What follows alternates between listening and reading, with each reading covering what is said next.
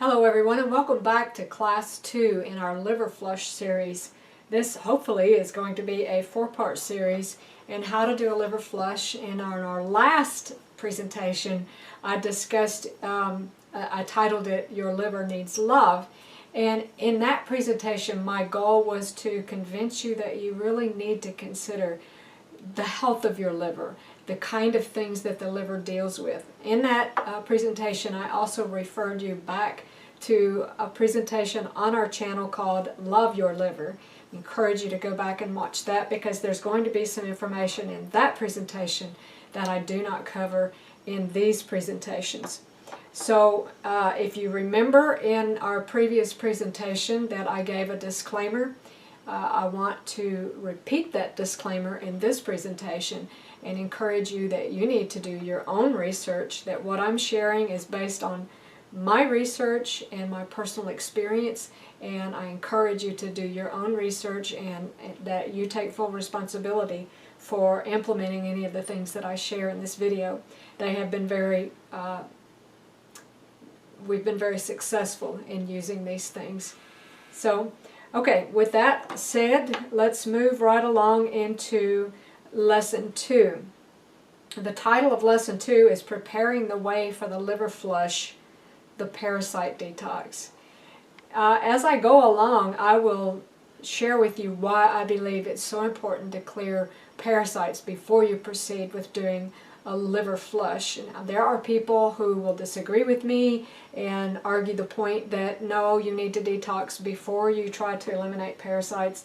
And I give credence to both sides honestly, but because of my personal experience, which I share in the video entitled Breaking the Mold, which is also on our YouTube channel, I find that it's very beneficial to clear parasites, or at least begin to clear parasites, before you embrace a liver flush. And the parasite detox can also be continued right into and along with the actual liver flush. So most of the time whenever I mention parasites to people, I get a look as though I have 3 heads, or I've fallen off the bandwagon or something. People think I'm crazy because they think that parasites is an issue of third world countries, a place where sanitation and hygiene are not so good. But that is not the case. And as you can see in this slide here, there's some very interesting symptoms of parasitic infestation. Let's just go through these, and then you kind of think about if parasites might be an issue in things that you might be facing. Tooth grinding, thrush or coated tongue, sore throat, itchy anus, and indeed with some children, if you go at night and you can pull the bed covers back and investigate that area, you can see the little white eggs right around their anus, and these are pinworm eggs. The female will come out the rectum at night and lay eggs around the anus, and you can actually see them. Leg cramps, restless legs at night. This is a biggie. A lot of people come to me, and there's 2 things usually with restless legs that I look at. One is parasites, and the other, of course, is magnesium deficiency. Bloating, gas, food cravings, and this next one really blew me away because I did not realize this until recently, that parasites can contribute to the development of autoimmune disease. As one who developed autoimmune disease, which I believe was secondary to a lot of the other issues such as tetanus, Rocky Mountain spotted fever, and biotoxin illness from mold toxicity, I believe one or all of those contributed to the development of autoimmune disease in my body. Liver problems, acne and skin issues, depression and anxiety, food cravings, especially sugary foods, loss of appetite, palpitations, fatigue, pain in the muscles and or joints, chronic sinusitis, depression, I think I already mentioned that one, anxiety, yeah, I already mentioned those, I need to fix that. There are so many symptoms, and this is by no means a comprehensive list of the symptoms of parasitic infection. I just wanted you to see, how real this really is. So how does this actually happen that we become infested with parasites? We want to think about it as something from countries over, somewhere where they don't have, as I said, good sanitation, but that's not the case. If you have pets, you definitely have parasites. If you garden, you are exposed to and most likely have parasites even as a result of that. If you eat meat, if you eat vegetables, if you eat fruit. In other words, living on Earth, according to Dr. Todd Watts, here's the most accurate test for parasites. You take 2 fingers and you put it right here on your wrist at the base of your thumb, and if you feel a pulse, you have parasites. The point being there, we all have it if we're living. And the point of a parasite detox is not to rid the body of all of them, but when our bodies are in a compromised state, it's easy for these parasites to get a foothold. We'll talk about that more as we go along. Okay, parasites that infect humans fall into mainly 3 categories: protozoa, helminths, and ectoparasites. Now, protozoa are those that are microscopic, such as Giardia.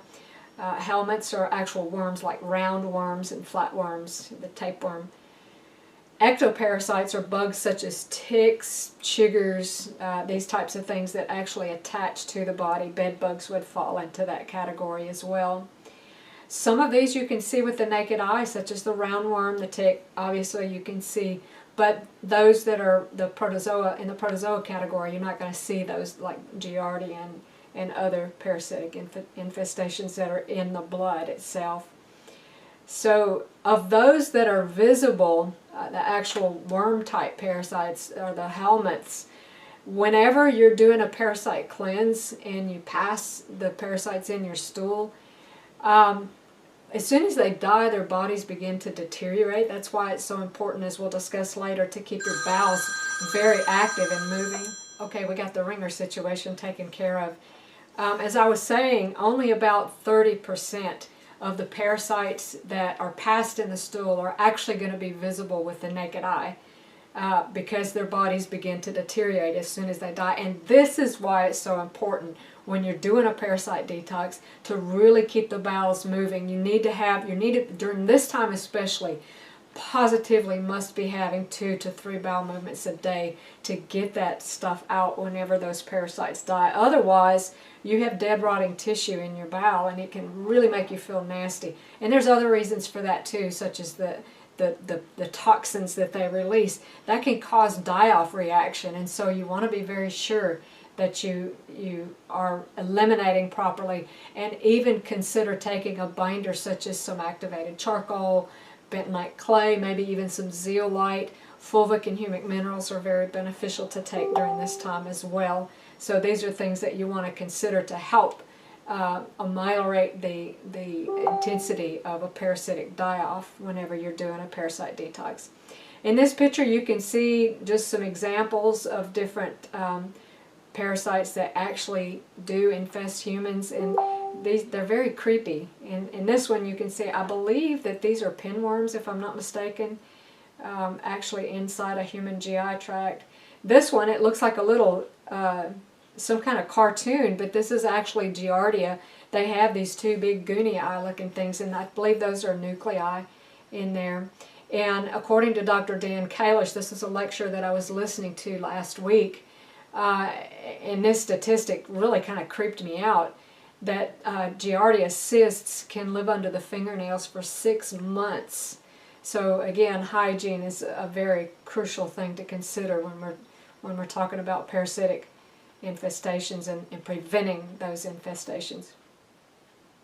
Parasitic diseases, as you can see in this slide, can either be asymptomatic or they can be debilitating.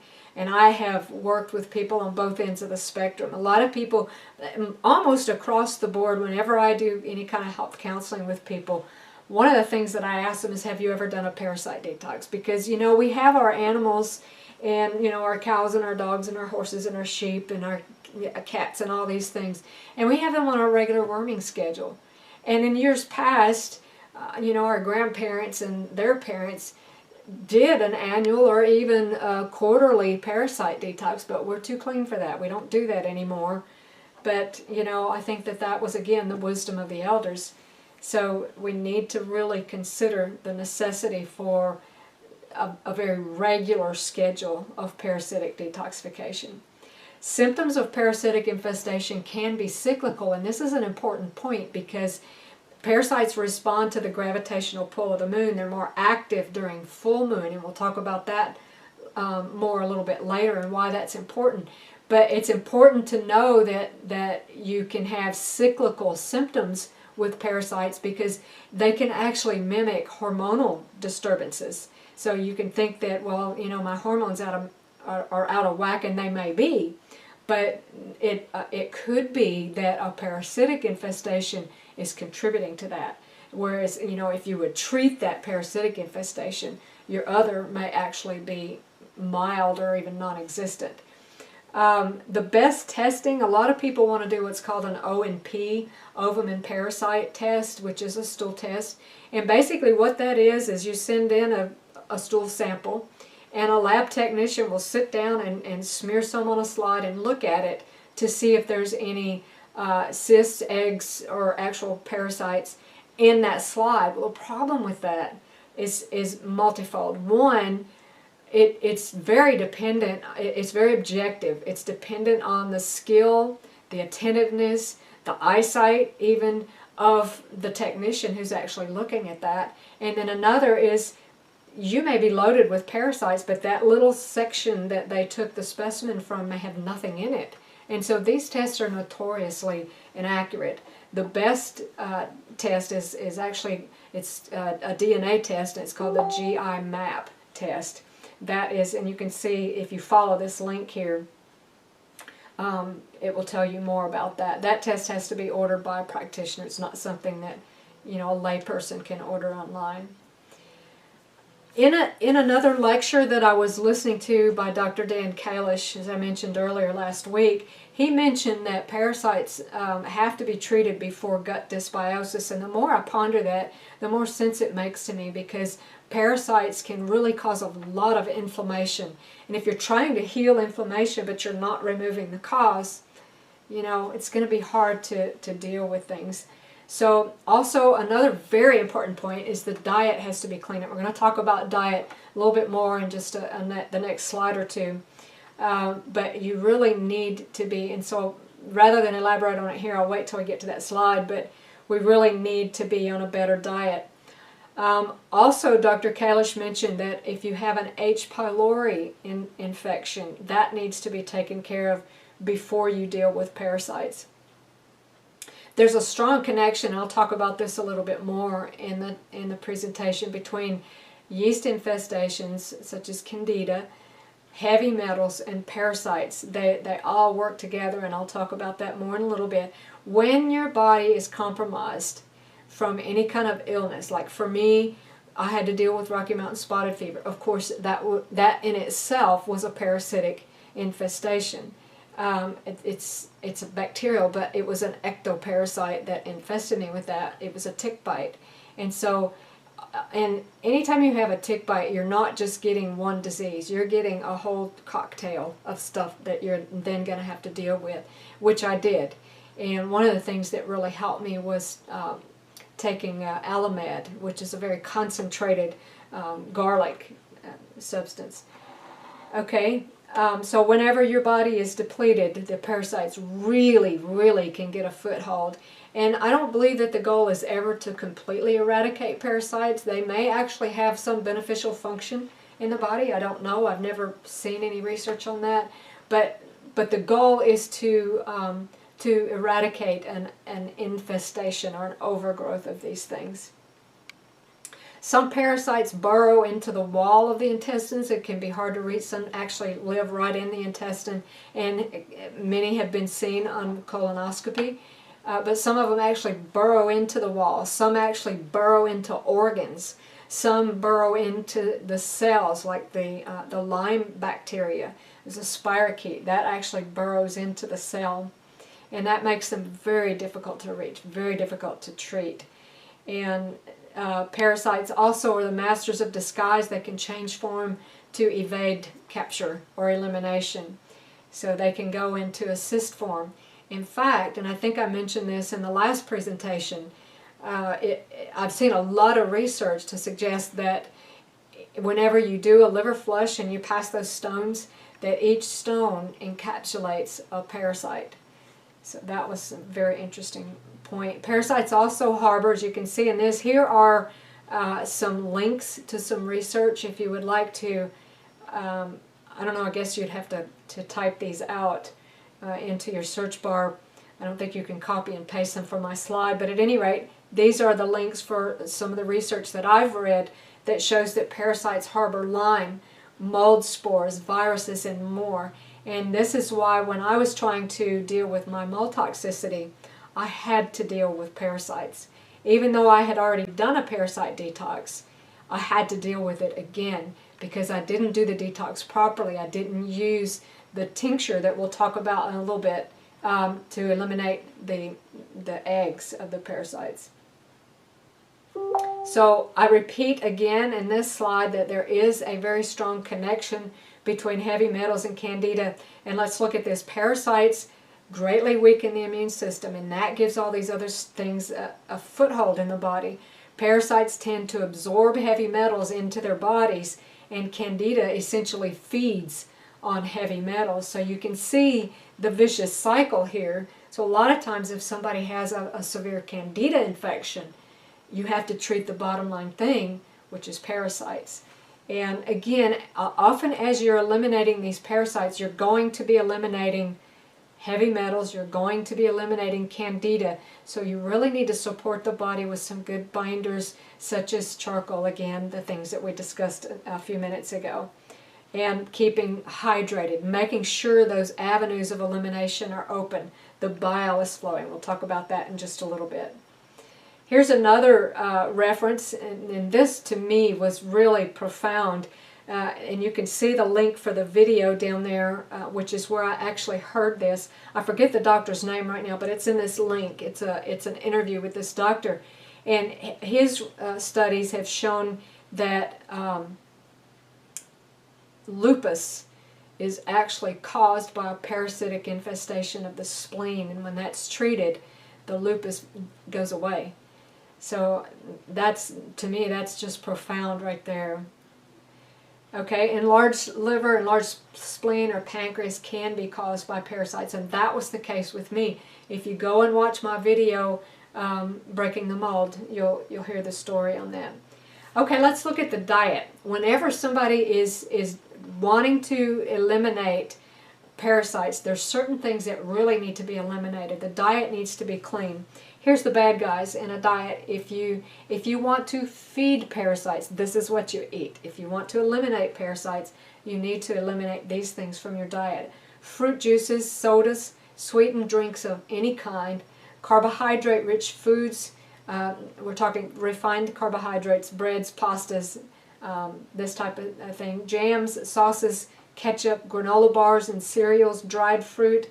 Pork is a parasite factory. Raw or undercooked fish or other meats, and even dairy, which I don't think I have on this list, but even dairy can be a big issue when you're dealing with parasites. Here's some good guys for the diet. In this next slide, garlic and onions, greens, pumpkin seeds, ginger, turmeric, herbs such as wormwood, neem, clove, thyme, and oregano. These things, just adding oregano into your food is going to be something that is going to help. I like to, we're here on the plains of North Dakota currently, and there are tons of dandelion plants around and wormwood plants. And so every day I go out and I pick a big handful of dandelion leaves and flowers and one little sprig of wormwood, because that stuff is powerful, very potent, and it's very bitter. And so I put that together and I make a tea, and I'm drinking that every day. And I actually notice an improvement in my appetite as well as in my my liver flow. I had some residual issues from the mold toxicity, and so I've noticed some improvement in that with these things. So you can incorporate these things. Make oregano tea, make thyme tea, use the tinctures, just incorporating these things into your diet. You can use the oregano or thyme essential oils in cooking. So which comes first? It's kind of the chicken or the egg conundrum. You know, should I do the parasite detox? Should I do the liver flush? I mentioned in that talk, Breaking the Mold, why I believe that we need to do the parasite detox before a liver flush and even into and along with it. And that's because parasites like to hang out, especially the helminth type parasites, like to hang out in the bile ducts. That's what happened to me. They plugged up my bile ducts, my liver could not drain, and my liver actually swelled up really big. I ended up with acute hepatitis, and it was very painful. And that's what this slide is about. So I believe that the parasite detox should be done first. Okay, what are the components of the parasite detox? There's a lot of room for variation here, but I will say this. Prior to finding Mimosa pudica seed, I had tried everything imaginable. I had tried the black walnut, I had tried wormwood, and these work well. They do work. But as far as actually seeing parasites that I was eliminating, I had even tried the ivermectin, which everybody's wanting to use that for the virus these days. But I had tried it, and I had never seen anything as effective as Mimosa pudica seed. Again, it's the seed that is so effective. In the islands in Jamaica, I did a presentation on the liver for some folks down there at a camp meeting, and they call it Shame Old Lady. That's the plant. And I used to play with a plant that's related to the Mimosa pudica plant growing up in Alabama as a girl. It looks like a mimosa tree, and the leaves close up whenever you stroke them or touch the leaves. They close up. But whenever I first started taking the Mimosa pudica seed, now we're going to get a little graphic here, okay, but this is real. I passed, after I had been taking it for about 3 or 4 days, and I didn't feel real well, and I didn't understand the issue with die-off and really getting those things out quickly. But about 4 days in from taking the Mimosa pudica seed, I passed what, I don't know if it was a roundworm, I'm not sure exactly what time, but the thing was 3 feet long. And that was disgusting to me. And then probably about 2 days later, I passed another one. A friend of mine told me that was Grandma and Grandpa, because thereafter I passed several that were much shorter, you know, anywhere from 4 inches up to a foot long. And every time I would pass them, I would feel incrementally better. So this is real, you know, and don't think that it's, you know, just a disease of the people who are unclean. It isn't. All of us have these. All of us have to deal with this. Okay? The tincture that we take along with the Mimosa pudica seed. The Mimosa pudica seed, the way that it works, it's kind of twofold. It sort of stuns the adult helminth type parasites, and then it suffocates them, and nothing can get immune to suffocation, so they can't get immune to the Mimosa pudica seed. It always works. And then along with that, we're taking this tincture with I believe what's her name, Hulda Clark, I believe, calls hers Clarkia. It's the combination of wormwood, black walnut hull, and clove. That combination is commonly known as Clarkia. Those are very effective. And right now I'm just, because there's so much wormwood here on the prairie in North Dakota, I'm just adding a little to my tea whenever I drink it once or twice a day. Very bitter. It's not something that you drink for pleasure. But I really do notice a benefit, especially if I take it like maybe 45 minutes before a meal. I'll drink about a half a mug of that warm tea with dandelion and wormwood. That really increases the bile flow. And bile flow getting plugged up and sludgy and thick is what's causing a lot of people not only to develop stones, but all kind of illnesses. People are losing their gallbladders because their bile is not flowing. And that's really not necessary. If you're eating these bitter foods and using these bitter herbs, your bile flow should be fine. Lemon is very good to increase bile flow. Go watch that talk, Love Your Liver. It's kind of a companion that goes along with this presentation. Okay, in this next slide, we have to open the drainage pathways. I touched on this a little bit earlier. If you're constipated, you cannot move forward either with a liver flush or a parasite detox.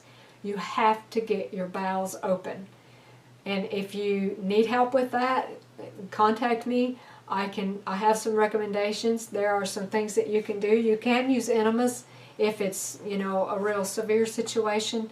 But there's herbs such as senna and cascara and all these different types of herbs that you can use. We need to be sweating. Our sweat pores need to be. We throw off a lot of toxins through our sweat. That avenue of elimination needs to be open. We need to be drinking lots of water. Drink, urinate, drink, urinate. That's going to do a lot towards preventing the development of stones. Deep breathing and eliminating toxins through the lung is going to be very beneficial. Very important to keep a window. And I know in the winter it's a little harder to do, but if you have storm windows, maybe open the inner one and just crack the outer one, even if it's just a fraction of an inch, just enough to let some fresh air in. You really need that, especially in the sleeping room. Very important. Again, the bile flow, we talked about that a little bit. And get the lymph moving. Dry brushing, there's videos on YouTube that demonstrate and discuss how to do dry brushing. Activity, walking, all these things are going to be very important to help the lymph flow. So all of these are vital to get the avenues of elimination open before you start taking these things to eliminate the parasites. So someone with good health usually takes about 90 days to rid the body of parasites. Someone who is ill, someone with a chronic illness, like for me, with all the stuff that I had going on, I had, within a 2-year time frame, I had Rocky Mountain spotted fever, tetanus, biotoxin illness from mold exposure, and along in there, 5 hand surgeries. If you add the hand surgeries, it was over about a 3-year period or so. And so my body was just under a lot of attack and needed a lot of support. And so the parasites really got a foothold with me. And I've been working on eliminating my parasites for over a year now. And I do what's called the Full Moon Challenge, which we'll talk about in just a minute. And I am going to put in the description my actual printout that I have for people on how to do the Full Moon Challenge or the Parasite Detox. So it says it here in this slide that it can take up to 2 years, and I have been working on parasites for over a year. So parasites, I mentioned this earlier, parasites are more active at full moon. That's when they mate, and that's when they tend to be more active, and it tends to be easier to zap them with your herbs and mimosa pudica and things like that. All right, let's just touch on the Full Moon Challenge just a little bit. The day before, the day of, and the day after full moon, we use 4 to 6 capsules of mimosa pudica seed twice per day. Now, the thing with mimosa pudica, largely it works by its texture, and so it has to be taken at least 45 minutes away from any other food or supplement. So what I do usually when I'm doing the Full Moon Challenge is first thing in the morning when I wake up, I take my mimosa pudica seed with a big glass of water. Make sure you drink enough water because mimosa pudica seed can tend to constipate some people. It doesn't seem to do that to me, but I have had several people contact me and say that it does that to them. And then later on in the evening, like around 7 o'clock, you don't want to drink a whole lot of water right before bed because you're just getting up to go to the bathroom. So I'll take the second dose later on in the evening, but it can be taken, 5 o'clock if you're not going to eat supper or something like that. Okay? And then we use the tincture, and I like to use the combination of the wormwood, the black walnut hull, and the clove. At least 2 of those, if not a tincture or an extract or a tea even, with all 3 of those. If you choose to use tea, you'll need to drink at least 2 to 3 cups of this a day. If you're using tincture or an extract, we use a half to 1 dropper twice a day. And that, it tastes kind of nasty. You can take that with food if you would like to, because it is very bitter. Now, one thing that I would like to point out here is, and I think it may be in the, let me just wait on that because it may be in the last dose. Okay, if you don't want to do the full moon challenge, you can do the standard dose on the Mimosa Pudica, which is 2 capsules in the morning, 2 capsules in the evening, and then the same with the tinctures, the half to 1. Now, I'm a small person, so I use a half a dropper full twice a day. My husband is almost twice my size. He uses a whole dropper full of the tincture in the morning and in the evening. So you can do the full moon challenge. Okay, I think that's all I needed to cover on that. So in summary, and there was one other thing that I was going to mention on this. I can't remember what. If I remember, I'll put it in a comment tag as I edit the video. Standard laboratory testing, as I mentioned earlier, is the O&P, or ovum and parasite. Very inaccurate. The GI map, which is a DNA test, is the most accurate. Remember, only about 30% of the parasites that you pass are going to be visible with the naked eye. So if you see 2 parasites in your stool, you probably have over 200 inside. So, you know, there's many more, in other words. And it's usually these helminth type parasites that creep people out because you're going to see them. But the protozoal parasites, you won't necessarily see those. So that's it for this presentation. Again, I will put in the comment section how I actually do the parasite cleanse. And I hope that this has been a benefit to you. If you would like to support our work, you can use the link in the comments section. That's our PayPal link. Or you can go to closureforjesus@yahoo.com. That is our PayPal email address, and support our work. And for those of you who are actively supporting us, we are just praise the Lord for you, and we thank you for your encouragement. And we will see you on the next class, which will get us, we'll start getting into the actual liver flush. See you next time.